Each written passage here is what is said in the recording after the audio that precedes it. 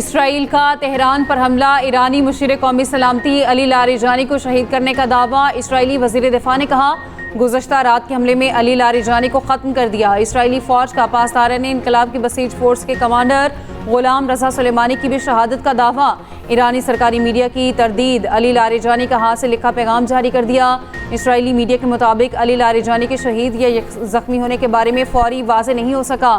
ادھر کرج، شراء سمیت متعدد شہروں میں بمباری، بیرونی جارحیت کے خلاف مختلف شہروں میں احتجاج، عوام کی بڑی تعداد کی شرکت، انتقام کے نعرے۔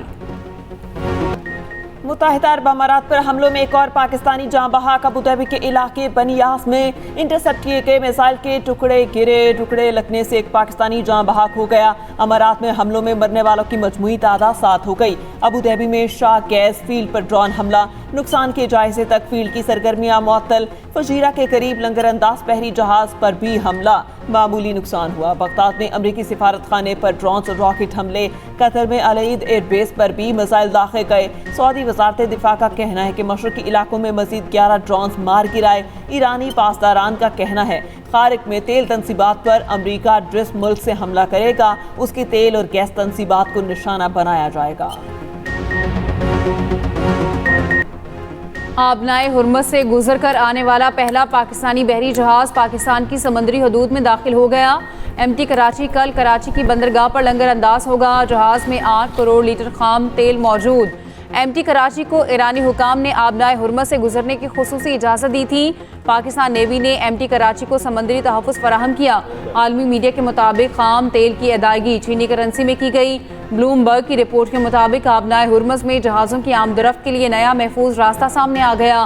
ایرانی ساحل سے گزرنے والا پاکستانی آئل ٹینکر سے نئے محفوظ راستے کی علامت بن گیا۔ ایران کا غیر رسمی میرین ٹریفک کنٹرول نظام بھی سامنے آیا ہے۔ آبنائے ہرمز سے جہازوں کے محفوظ گزرنے کے لیے ایران سے سیاسی گرین سگنل درکار ہے۔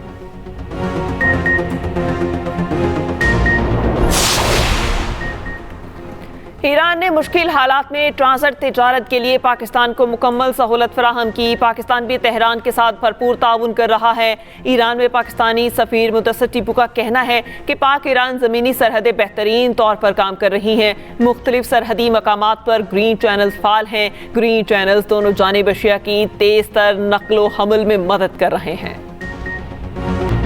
آبنائے ہرمز کھلوانے میں مدد نہ دینے پر ٹرمپ اتحادیوں سے ناراض۔ کہا ہم نے نیٹو اتحادیوں پر اربوں ڈالر خرچ کیے، ہمیں ضرورت پڑی تو سب بھاگ گئے۔ برطانیہ نے بھی مایوس کیا۔ برطانوی وزیر اعظم کو بتا دیا کہ جنگ جیتنے کے بعد آپ کے جہازوں کی ضرورت نہیں، 40 سال سے آپ کی حفاظت کر رہے ہیں، ہم نے انہیں خوفناک بیرونی خطرات سے بچایا، آپ اس جنگ میں شامل نہیں ہونا چاہتے۔ چین کا دورہ 1 مہینے کے لیے ملتوی کرنے کی درخواست کی ہے۔ چین کا دورہ کرنا چاہتا ہوں لیکن مجھے امریکہ میں موجود رہنا پڑے گا۔ اوول آفس میں میڈیا سے گفتگو میں اتحادیوں سے شکوہ کیا کہ آبنائے ہرمز کھلوانے کے لیے پھر دوسرے ممالک سے مدد کی اپیل۔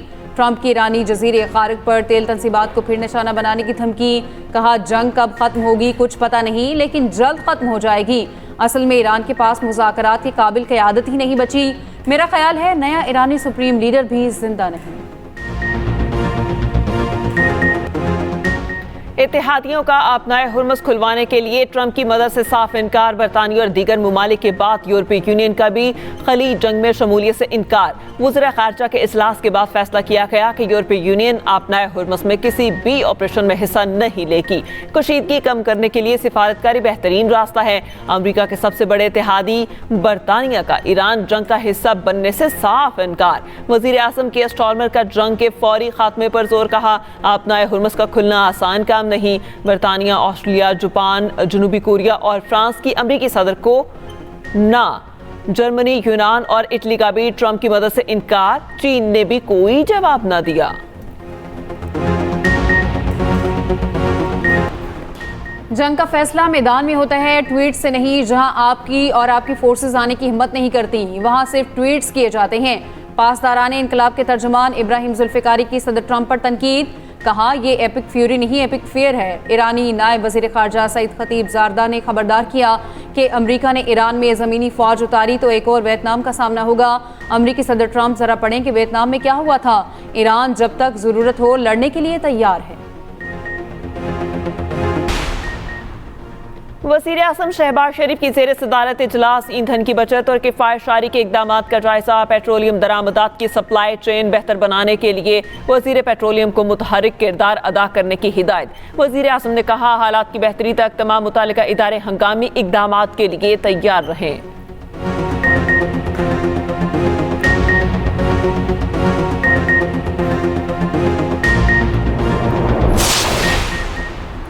मनी लॉन्ड्रिंग और हुंडी माफिया के खिलाफ भरपूर क्रैकडाउन का फैसला। वज़ीर दाखिला मोहसिन नकवी और वज़ीर ख़ज़ाना मोहम्मद औरंगज़ेब की ज़ेर सदारत इजलास में फैसला किया गया कि गैर कानूनी ज़राए से बैरून मुल्क रकूम भिजवाने वाले कारोबारी अफराद और इदारों के खिलाफ शिकंजा सख्त किया जाएगा।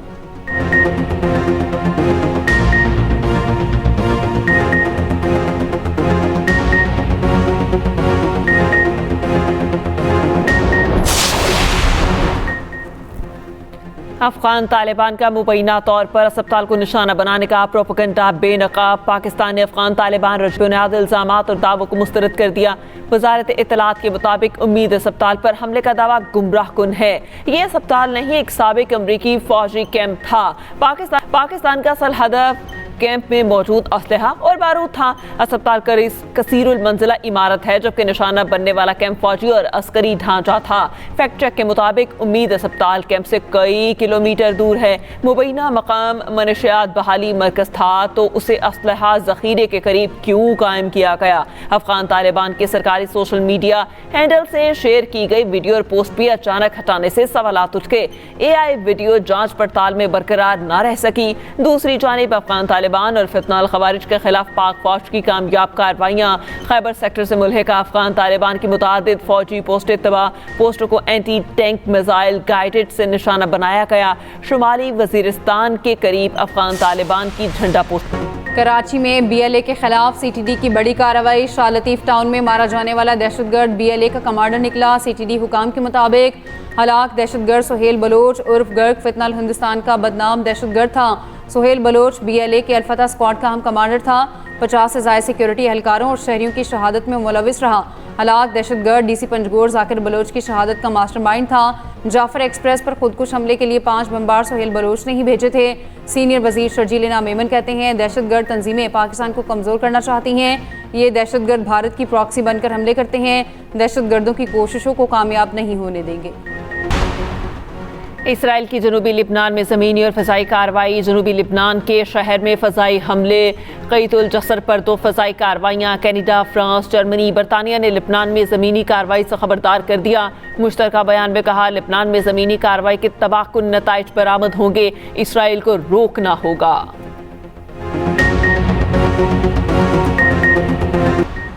हालिया दिनों में ईरानी वज़ीर ख़ारजा और स्टीव विटकोफ बराह रास्त राब्ते में रहे। अमरीकी मीडिया का दावा, कहा दोनों के दरमियान बराह रास्त राब्ते का चैनल दोबारा फ़ाल किया गया। जंग शुरू होने के बाद ये पहला बराह रास्त राब्ता है। ईरानी वज़ीर ख़ारजा अब्बास अरागची की तरदीद, कहा ट्रंप के एलची स्टीव विटकोफ से कोई नया राब्ता नहीं हुआ। विटकोफ से आखिरी राब्ता जंग शुरू होने से पहले हुआ था। ईरान के खिलाफ फौजी ताकत के इस्तेमाल से पहले क्या मनसूबाबंदी की गई? मुज़ाकरात कैसे होंगे? किस सिफाती हिकमत अमली ने रहनुमाई की? अमरीकी सेनेट की खारजा अमूर कमेटी ने ट्रंप इंतजामिया से वजाहत तलब कर ली। रूबियो, हेगेस, विक्टोफ, कश्नर की तलबी के लिए डेमोक्रेटिक्स का ट्रंप को खत। ईरान जंग से मुतालिक फैसलों और सिफारतकारी पर वजाहत देने का मुतालबा। खत में कहा गया, कश्नर और विक्टोफ दोनों रियल स्टेट से ताल्लुक रखते हैं, उन्हें ईरान के साथ सिफारती जिम्मेदारी सौंपने की वजाहत दी जाए। आबनाए हुर्मस से कुछ तेल बरदार जहाज गुजरने लगे। आलमी मार्केट में ब्रेंट खाम तेल की कीमत 3% तक कम हो गई। ब्रेंट खाम तेल की कीमत $103 फी बैरल हो गई। WTI $96 फी बैरल पर आ गया। उधर एशियाई स्टॉक मार्केटों में मिला जुला रुझान। जापान के नकई इंडेक्स में 0.39% इजाफा, थाई SET में 2% और कोरियन कॉस्पी में 2.4% इजाफा।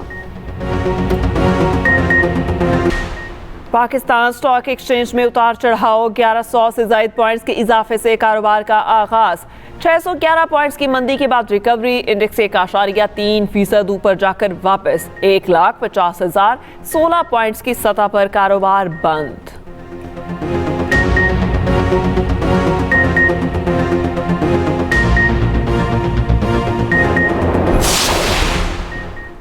मशरिक़ वस्ता में जंगी सूरत-ए-हाल, फ़्लाइट ऑपरेशन बदस्तूर मुतासिर। पाकिस्तान से आज भी मशरिक़ वस्ता की 64 परवाज़ें मनसूख। Dubai, Doha, Bahrain, Kuwait, Muscat, Abu Dhabi, Riyadh की परवाज़ें मनसूख। पाकिस्तान से 18 रोज़ में मनसूख परवाज़ों की तादाद 1687 हो गई।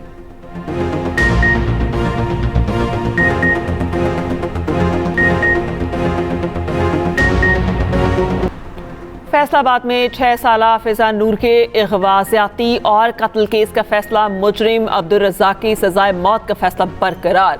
ट्रायल कोर्ट और हाई कोर्ट के फैसलों के खिलाफ अपील खारिज। DNA मुलजिम की शनाख्त के लिए गोल्ड स्टैंडर्ड्स करार। जस्टिस इश्तियाक इब्राहिम ने तहरीरी फैसला जारी कर दिया। अदालत ने कहा, कमसिन बच्ची के साथ दरिंदगी और कत्ल के मुजरिम से नरमी माशरे के लिए खतरा है।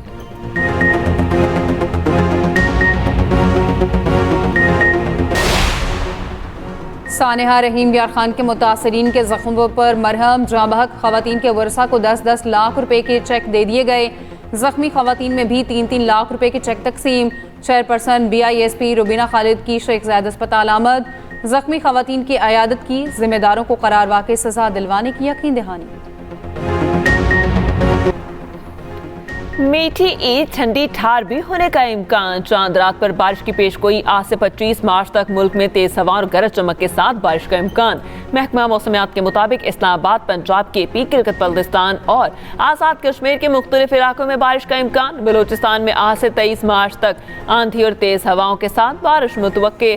कराची समेत अंदरून सिंध में भी बारिश की पेशगोई।